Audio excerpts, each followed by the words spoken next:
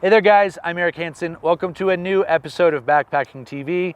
In this episode, I've got my trusty phone here. I've got some subscriber questions that have come in off the YouTube channel, and I'm going to do my best to give you some good, helpful answers to your questions. Here we go.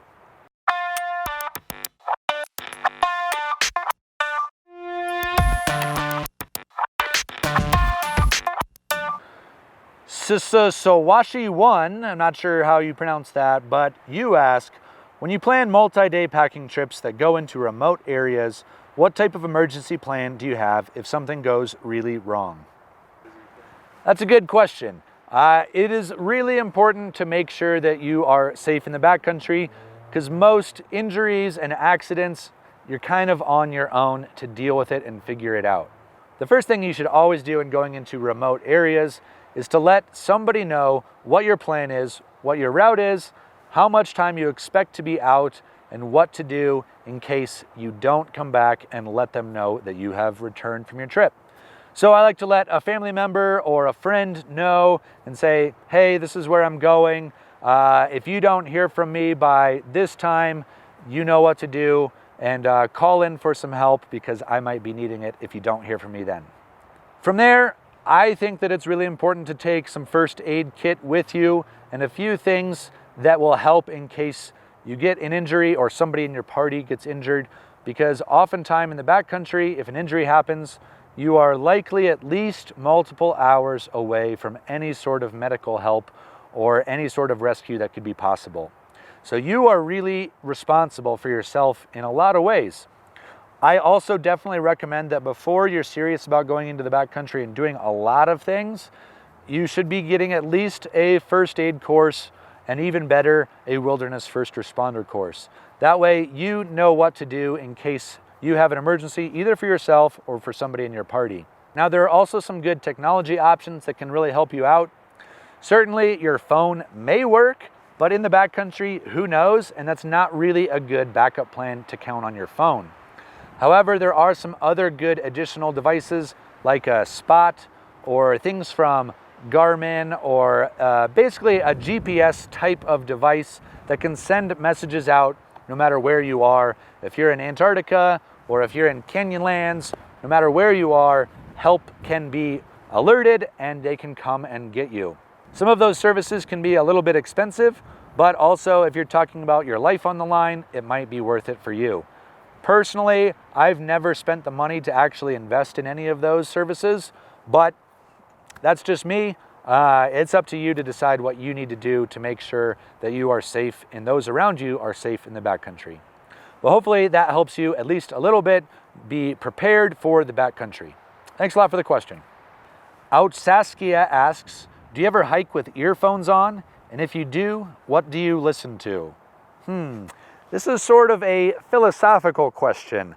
When I am in the backcountry and in the wilderness, I like to listen to nature. I don't like to drown out the experience by listening to music. The one exception I have of this is when I did a long distance solo trip through South America, and there really wasn't anybody to ever talk to. So in that case, I did bring along my phone with some saved songs on it and some headphones that I did enjoy. So you did ask for what kind of music do I like? Well, I've been listening to a lot of Sturgill Simpson lately.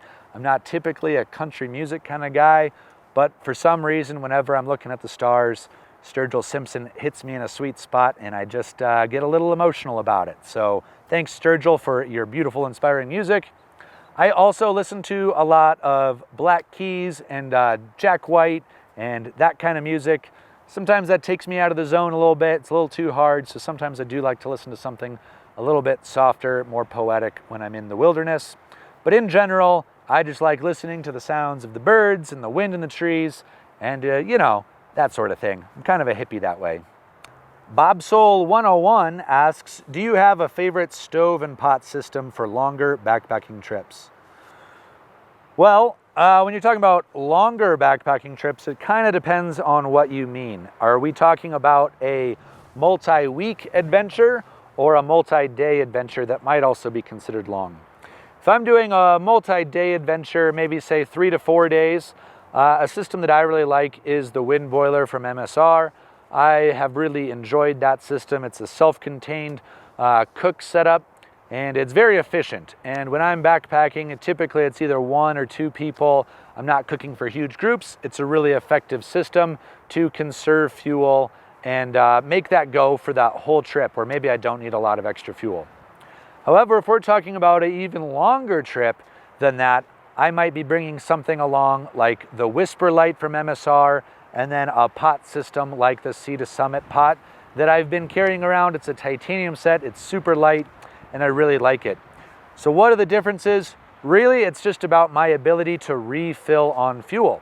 So if I am doing a longer trip, I want to have a liquid fuel source that I can then refuel as I go, and I'm not creating a bunch of trash, and I'm not having to carry around a whole bunch of canisters to fill me up as I go. I'll just carry 1 tube, and then I'll maybe every 8 days I'll go in and refill that with some white gas or something like that. And I think that that's a little bit more efficient, and liquid fuel is a great fuel setup, and it's kind of, it just performs better in colder weather, and it performs better in a lot of different environments. So it's a stove. So that's a stove setup that I really like as well. It's all up to personal preferences. There's a lot of great options, but thanks for the question. That is my personal preference.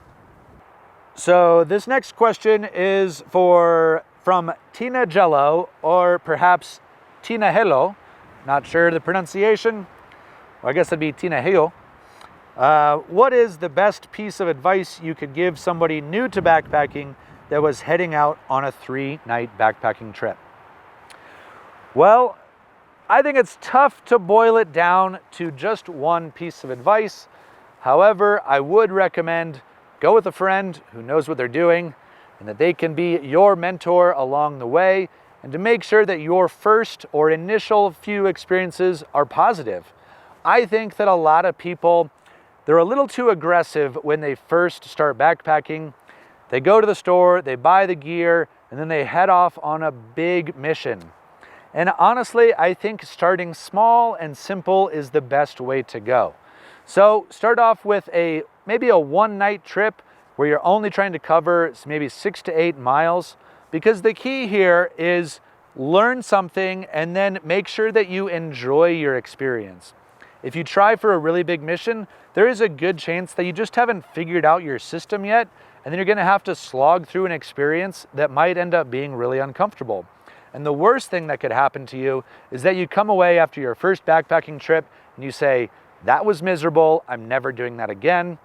So we can avoid that. Start by taking a small chunk out of your adventures and just go with something simple and easy where you know you're gonna enjoy it. And hopefully you can find a partner that also knows a few things about what to do, what to pack, and all of the little things about setting up camp and those sorts of things that'll make your experience just that much better. But I think the biggest thing is just get out there, start. You're gonna make some mistakes. You're gonna have some funny things happen. You're gonna have a little bit of discomfort along the way. Just be aware that that's all part of it, and you'll get better as your adventures get more seasoned, as you get more seasoned on the adventures. But have some fun out there. That's what it really all comes down to. Okay, that's it for this round of subscriber questions. If this spurs some other questions for you, or maybe there's a lingering question that you've just been dying to ask, please ask in the comments below. We'll be digging through these and finding some interesting questions to address in future videos. I hope you liked it. I hope this was helpful and informational to you. If you did like it, please like and subscribe to the channel here. And yeah, we'll see you later. I'm Eric Hansen. Thanks for watching Backpacking TV.